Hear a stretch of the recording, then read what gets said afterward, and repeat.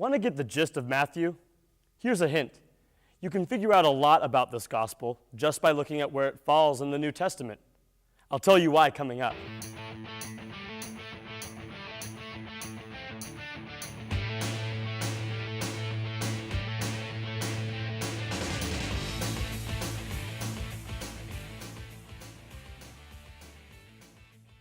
Matthew wasn't the first gospel to be written. That designation goes to Mark. But there's a reason Matthew comes first in the New Testament. This book is a bridge between the Old Testament and the New. Matthew didn't want to just tell the story of Jesus.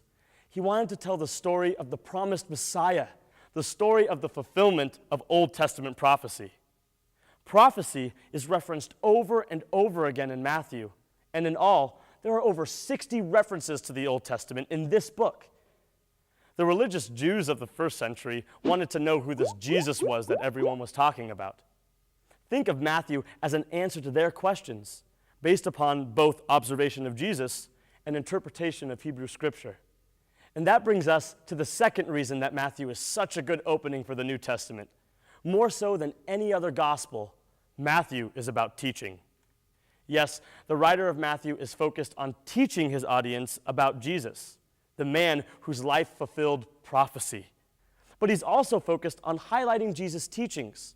Matthew is the only book that features the Sermon on the Mount in its entirety. Plus, unlike the other Gospels, it's not chronological in arrangement, it's topical. That makes Matthew's structure perfect for learning and remembering Jesus' teachings. And we'll talk more about that in the next video.